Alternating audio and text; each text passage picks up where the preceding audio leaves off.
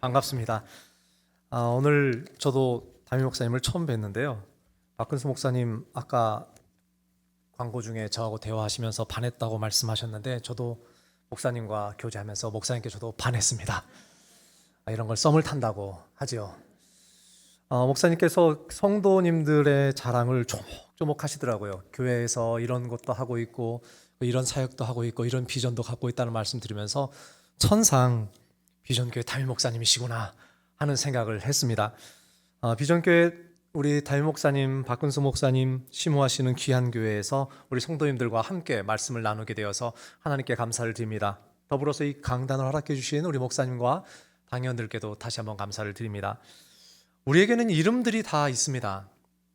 이름이 참 중요하죠. 고대부터 사람들은 자신이 생각하는 것들 가운데에 중요한 소망과 기대를 자신들의 자녀에게 담아서 이름을 지어주곤 했습니다. 이름에는 그래서 다양한 의미들이 담겨 있습니다. 심지어는 지금도 미국 사람들의 이름을 보면 직업을 나타내는 이름들이 가끔 등장하곤 합니다. 빵을 굽는 사람이라는 뜻을 가지고 있는 베이커, 목수라는 뜻을 가지고 있는 카펜터, 혹은 어부라는 뜻을 가지고 있는 영어의 이름 피셔에 이르기까지 이름에는 다양한 의미들이 담겨져 있습니다. 우리나라 사람들의 이름은 상대적으로 세 글자이죠. 하지만 우리나라 사람들의 이름에도 가문 또는 앞으로의 소망을 담아서 부모님들이 아이들의 이름을 지어주기도 합니다. 특히 어떤 집에서는 각 집마다 학렬자 또는 돌림자가 있어서 형제들을, 가족들을, 가문을 표현하는 데 사용하기도 합니다. 오늘 우리가 살펴보고자 하는 출애굽기는 원래 출애굽기가 아닌 다른 이름으로 불렸던 책이기도 합니다. 유대인들은 히브리어 구약 성경 중 모세오경의 각 권이 시작되는 첫 번째 구절의 중요한 단어 하나를 골라서 그 책의 이름을, 제목을 삼았습니다. 그 대표적인 예로 창세기는 제일 첫 번째 단어가 태초라는 말로 시작됩니다. 그래서 유대인들은 창세기를 창세기라고 부르지 않고 태초 혹은 시작이라고 하는 단어로 시작되기 때문에 시작의 책, 태초의 책이라고 불렀습니다. 그러면 출애굽기는 어떻게 시작하고 있을까요? 우리 출애굽기 제일 처음으로 한번 돌아가 보겠습니다.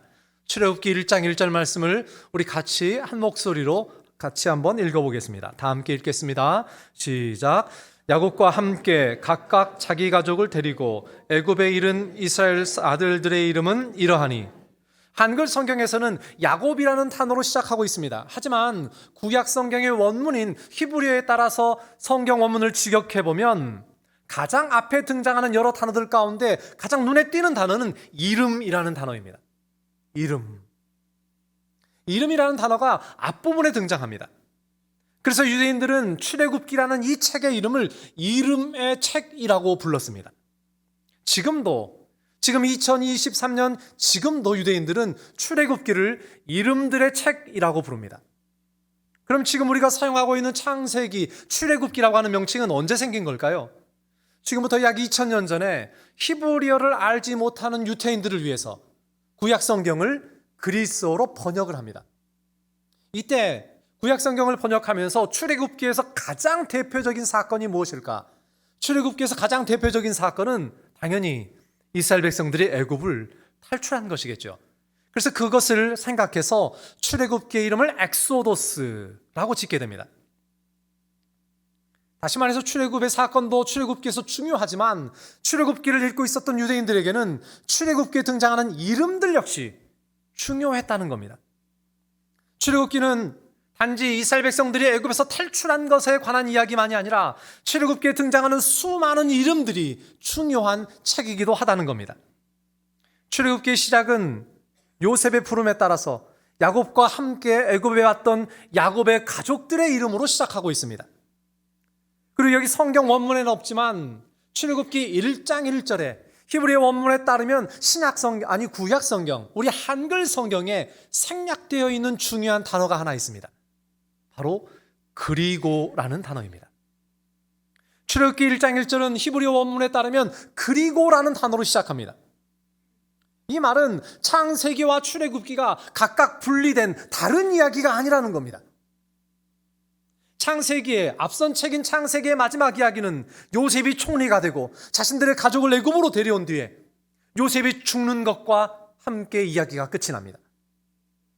출애굽기는 시작과 함께 출애굽기를 읽고 있는 독자들을 향하여 이렇게 묻는 겁니다. 요셉이 죽음과 함께 하나님의 은혜도 끝나느냐는 겁니다. 그렇지 않다는 겁니다.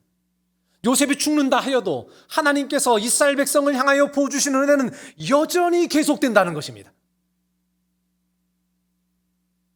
요셉이 죽습니다. 창세기의 마지막 장에 이르면 요셉이 죽게 됩니다.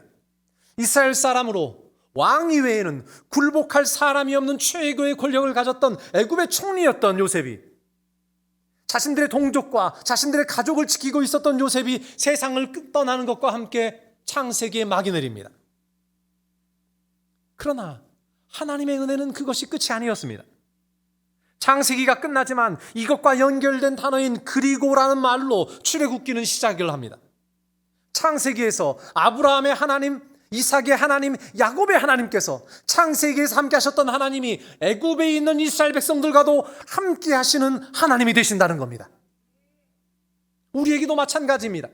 2022년이 끝나면 하나님의 은혜가 끝나는 것이 아니라 그리고 2023년에도 하나님의 은혜가 우리에게 임할 줄로 믿습니다. 1월달이 끝나면 하나님의 은혜가 끝나는 것이 아니라 그리고 2월달에도 하나님의 은혜가 우리에게 임하는 줄로 믿습니다.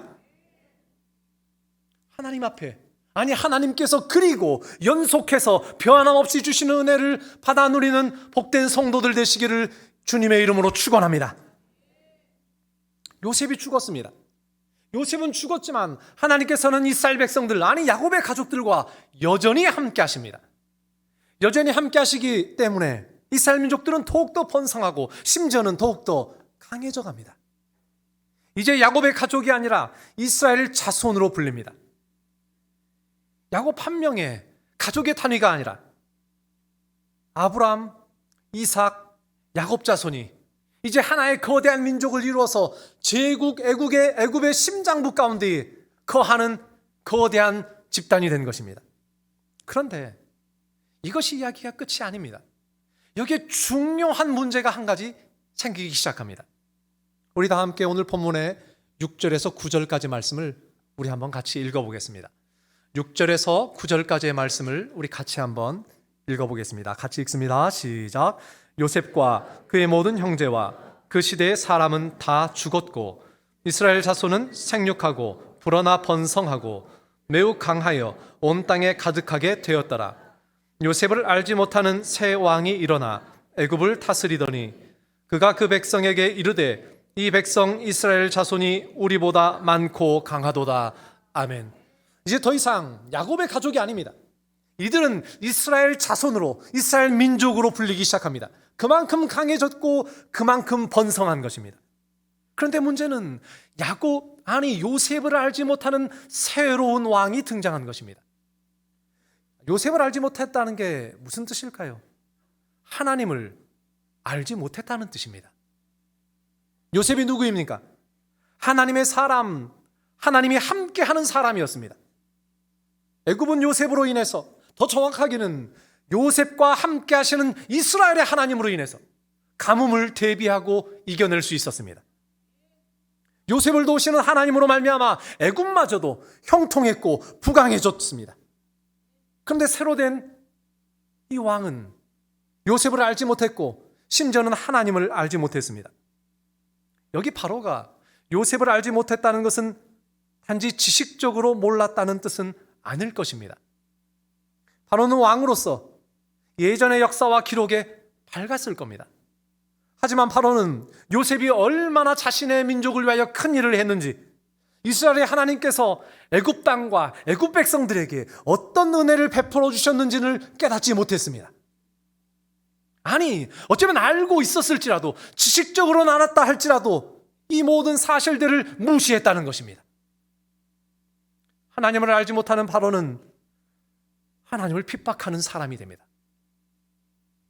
하나님을 모르기에 하나님을 대적하는 사람이 된 것입니다. 그리고 이 순간부터 애굽의 바로는 그의 삶이 끝나는 마지막 순간까지 그 인생 전체를 통틀어 출애굽기에서 하나님과 하나님의 백성들을 대적하는 사람이 됩니다.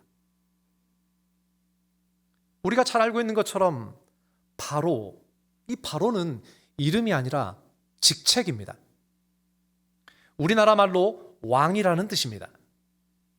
그러니까 성경은 하나님을 모른 채 하나님께 대적하고 하나님의 백성을 핍박했었던 당시 최고의 권력자였던 이 왕의 이름을 언급하지 않습니다. 왕의 이름은 언급하지 않고 그저 애굽 왕이라고만 기록하고 있을 뿐입니다.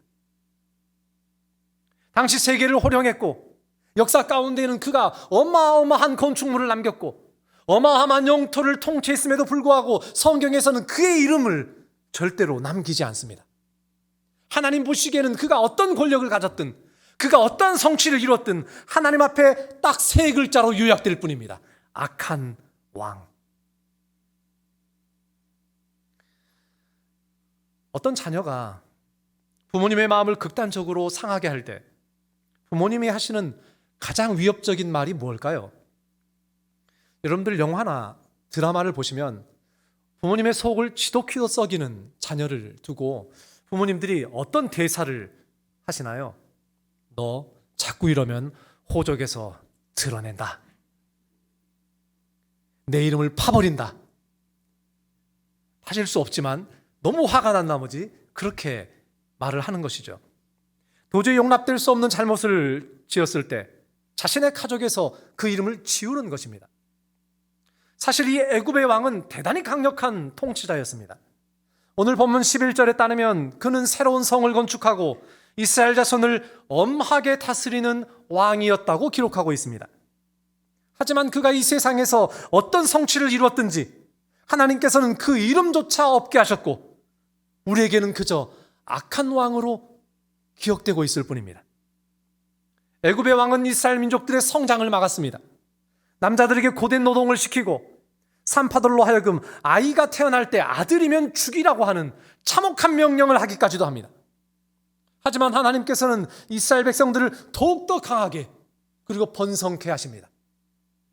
그리고 오늘 본문은 애굽 왕과는 정반대 지점에 있는 여인 둘을 우리에게 소개하고 있습니다. 우리 다 같이 본문의 15절에서 17절 말씀을 계속 한번 읽어보겠습니다. 본문의 15절에서 17절까지 말씀을 함께 읽겠습니다. 시작. 애굽 왕이 히브리 산파 십부라라 하는 사람과 부하라 하는 사람에게 말하여 이르되 너희는 히브리 여인을 위하여 해산을 도울 때에 그 자리를 살펴서 아들이거든 그를 죽이고 딸이거든 살려두라. 그러나 산파들이 하나님을 두려워하여 애굽 왕의 명령을 어기고 남자 아기들을 살린지라. 아멘. 애굽의 바로는 남자아이들이 태어나서 이스라엘의 군대가 될 수도 있을 것이라는 생각 때문에 남자아이들이 태어나면 골라서 죽이라고 명령합니다. 사실 출산을 돕는 산파들은 고대에는 그들의 존재조차 인정받기 어렵고 그렇게 훌륭한 직업으로 인정받지 않는 위치의 사람들이었습니다. 제가 이 자리에 앉아 계신 우리 성도님들 가운데 자녀가 있으신 분들께 이런 질문을 한번 드려보고 싶습니다. 여러분들 출산하실 때 여러분들을 도와줬던 의사의 이름이나 마취 담당 의사 혹은 간호사의 이름이 생각나는 분이 이 자리에 계십니까? 아마 엊그저께 출산하신 분이면 모를까 출산하신 지가 꽤 되었거나 그래도 출산 경험이 있으신 분들 가운데 자신의 출산을 도왔던 의사나 간호사의 이름을 기록하시는 분들은 아마 거의 없으실 겁니다. 저도 제 아이가 태어날 때 도와줬던 의사, 간호사, 심지어는 병원 이름도 모릅니다. 저희들끼리만 아는 걸로 하면 좋을 것 같습니다.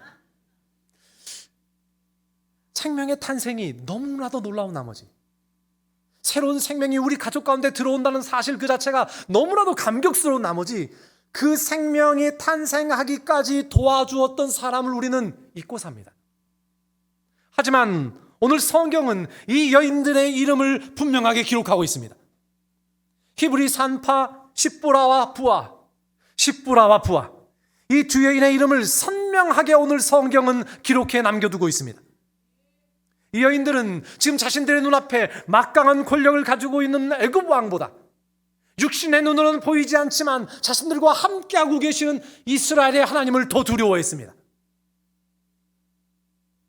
지금 당장이라도 자신의 목숨을 거둘 수 있는 애굽 왕의 명령보다 살아계신 하나님의 명령을 따랐습니다. 그렇게 성경은 당시에 가장 강력한 통치자였던 바로의 이름은 기록하지 않지만 당시 사람들 보기에 보잘것없고 잊혀지기 쉽고 하잘것없는 위치에 있었던 이 연약한 두 여인의 이름만큼은 우리에게 남겨주고 있는 것입니다. 그래서 수천 년이 지난 지금까지도 우리들에게 그 이름을 전하시고 기억하게 만드셨습니다. 사랑하는 성도 여러분, 지금 우리들을 아무도 눈여겨보아 주지 않을 수도 있습니다. 혹시 여러분들의 믿음의 결단을, 여러분들의 신앙의 결단을 아무도 알아주지 않을 수도 있습니다. 세상의 관점에서 하나님을 모르는 사람들, 하나님의 말씀을 모르는 사람들, 성령의 은혜를 체험해보지 못한 사람들은 여러분들의 신앙의 결단을 하잘것없는 것, 부족한 것, 연약한 것으로 생각할 수도 있습니다. 그 누구도 기억해 주지 않지만 지금 이 순간, 지금 이 시간도 우리와 함께 임재하셔서 이 자리에 계시는 살아계신 하나님께서는 기억하고 계시는 줄로 믿습니다. 우리 하나님께서는 이 여인들의 이름을 기억하십니다. 이 여인들의 이름을 기억하셨을 뿐만 아니라 이들에게 은혜를 베푸십니다. 우리 마지막으로 오늘 본문의 20절과 21절 말씀을 우리 같이 한번 읽어보겠습니다. 20절에서 21절 말씀을 우리 마지막으로 함께 읽겠습니다. 같이 읽습니다. 시작. 하나님이 그 산파들에게 은혜를 베푸시니 그 백성은 번성하고 매우 강해지니라. 그 산파들은 하나님을 경외하였으므로 하나님이 그들의 집안을 흥왕하게 하신지라. 아멘. 사랑하는 성도 여러분, 하나님께서는 이 산파들에게 은혜를 베푸셨습니다. 그리고 이 여인들도, 이 여인들을 통하여서 놀랍게도 이스라엘 백성들을 번성케 하시고 강하게 만들어 가십니다. 뿐만 아니라 하나님의 통로로 사용하셨던 이 여인들의 집안도 하나님의 손을 통하여 흥왕하여졌다고 오늘 말씀은 기록합니다. 하나님께서는 오늘 예배하고 계시는 이 자리에 앉아 계신 모든 성도님들이 하나님의 말씀 가운데에, 우리의 삶 가운데에 믿음의 삶을 살아가기를 원하십니다. 그렇다면 어떻게 하면 하나님의 복과 하나님의 은혜를 누리는 삶을 살 수가 있을까요? 우리 모두가 위대한 사람, 높은 자리에 올라가는 사람이 되어야만 하나님의 말씀대로 살 수 있는 것일까요? 그렇지 않습니다. 성경은 절대로 그렇게 말씀하지 않습니다. 성경은 우리에게 높은 사람이 되는 것보다, 권력을 잡은 사람이 되는 것보다 지금 있는 우리의 자리에서 믿음의 삶을 살라고 말씀합니다. 마치 산파였던 이 여인들이 왕의 명령을 거부하고 이스라엘 아이를 살렸던 것처럼 지금 우리의 직업, 우리의 삶의 자리에서 믿음의 결단, 믿음의 결정을 하라고 오늘 본문을 우리에게 말씀합니다. 이것은 절대로 쉬운 일이 아닙니다. 산파들은 애굽 왕의 말 한마디면 그들의 생명이 이 땅에서 사라질 수도 있습니다. 애굽 왕에게 산파들이 얼마나 하찮은 존재처럼 보였겠습니까? 그런데 그런 왕의 명령을 단숨에 거역한 것입니다. 월요일부터 토요일까지 직장에서 일을 하고 단 하루 쉬는 주일날 교회에 와서 예배하는 것, 직장에서 시달리고 집에서는 아이들에게 시달린 지친 몸을 가지고 교회에 나와서 이 모양 저 모양으로 봉사하는 것, 절대로 쉬운 일이 아닙니다. 안내로, 청소로, 교사로, 순장으로, 성가대로 헌신하는 것, 세상적인 관점에서 볼 때는 하찮게 보일 수도 있고 연약한 것으로 보일 수도 있습니다. 하나님의 말씀의 은혜를 경험하지 못한 사람들의 눈에 보기에는, 성령의 능력을 체험하지 못한 사람들의 눈에 보기에는, 복음의 능력을 맛보지 못한 사람들의 눈에 보기에는 부족한 것처럼, 연약한 것처럼, 쓸데없는 것처럼 보일 수도 있습니다. 하지만 우리는 하나님의 능력을 체험한 사람들입니다. 이 자리에 앉아있는 우리 모두는 복음의 능력을 체험한 사람들인 줄로 믿습니다. 모두가 다 당연히 편한 길, 쉬운 길, 짧은 길로 가려고 합니다. 하지만 우리가 우리의 삶 가운데에 진정으로 믿음의 결단을 할 수 있다면, 하나님의 말씀을 통하여서 우리의 삶 가운데에 믿음의 결심을 할 수 있다면 하나님께서는 우리를 기억하실 것입니다. 여러분들의 이름을 기억하실 줄로 믿습니다. 왕은 산파들을 하찮게 생각했습니다. 자기가 명령하면 당연히 들을 것이라고 생각했습니다. 왜냐하면 왕의 손에는 자기가 생각하기엔 산파들의 생명을 빼앗아갈 수 있는 권력이 있다고 생각했기 때문입니다. 하지만 산파들은 그렇게 생각하지 않았습니다. 자신의 삶과 자신의 생명을 주관하는 분은 이스라엘의 하나님이라고 믿었습니다. 오늘 이 자리에 앉아 계신 우리 모든 성도님들의 심령 가운데에 동일한 믿음과 은혜가 있기를 축원합니다. 그리고 여러분들을 인하여서 이 자리에 앉아 계신 우리 사랑하는 성도님들을 통하여 여러분들의 가정이, 여러분들이 속해 있는 공동체가, 그리고 우리 비전교회가 더욱더 흥황해지는 은혜가 있기를 축원합니다. 오늘 말씀을 마치려고 합니다. 설교를 시작하면서 하나님께서는 출애굽기를 통하여서 창세기에서 주셨던 은혜를 여전히 주고 계신다고 말씀드렸습니다. 출애굽기의 첫 번째 글자가 히브리어 원문을 통해서 보면 그리고로 시작된다고 말씀드렸습니다. 요셉의 죽음과 함께 하나님의 은혜가 단절되는 것이 아니라 하나님은 아브라함의 하나님이시고 이삭의 하나님이시고 야곱의 하나님이 되사 어느 곳에 있든지 하나님의 백성들에게 변함없는 은혜를 주신다고 말씀드렸습니다. 뿐만 아니라 출애굽기는 창세기와 연속된 책으로 이름을 강조하는 책이라고 말씀드렸습니다. 출애굽기는 이 두 여인 산파, 히브리 산파였던 십보아와 부아의 이야기로 시작하고 있습니다. 창세기에 등장했었던 이름들이 다 끝나고 출애굽기에 새로운 이름들이 등장할 때 제일 먼저 등장하는 이름이 누구의 이름일까요? 우리는 출애굽기를 읽을 때마다 반석으로, 지팡이로 반석을 쪼개 물을 내고 지팡이를 들어서 홍해를 갈랐었던 위대한 지도자 모세의 이름을 제일 먼저 생각합니다. 하지만 출애굽기 1장을 읽어보시면 창세기에 등장했었던 모든 이름들이 다 사라지고 제일 먼저 등장하는 출애굽기의 이름은 히브리 산파의 이름입니다. 모세의 이름도 아니고 아론의 이름도 아니고 모든 사람들이 지나쳐버리고 모든 사람들이 잊어버리기 가장 쉬운 히브리 산파 두 여인의 이름입니다. 사람들은 잊어버린다 할지라도, 애굽 왕의 눈에는 하찮은 것처럼 보인다 할지라도 하나님의 마음 가운데에 하나님의 눈에는 절대로 잊혀지지 않았다는 것입니다. 아무도 알아주지 않는다 할지라도 하나님의 생명책에 우리의 이름이 기록되어 있음을 확신하며 믿음의 경주를 포기하지 않는 모든 성도님들이 되시기를 예수님의 이름으로 축원합니다. 우리의 삶의 현장에서 믿음의 길을 가기 때문에 세상을 두려워하는 것이 아니라, 세상의 권력자를 두려워하는 것이 아니라 살아계신 하나님을 두려워하기 때문에 이 믿음의 길로 인하여서 여러분들을 통하여 여러분들이 속한 공동체가 복을 받고 여러분들의 가정과 여러분들이 속한 순과 그리고 이 교회가 하나님께 은혜를 받으며 또한 이 자리에 있는 우리 모든 성도님들이 하나님께 기억되는 복된 이름들이 되시기를 예수님의 이름으로 축원합니다.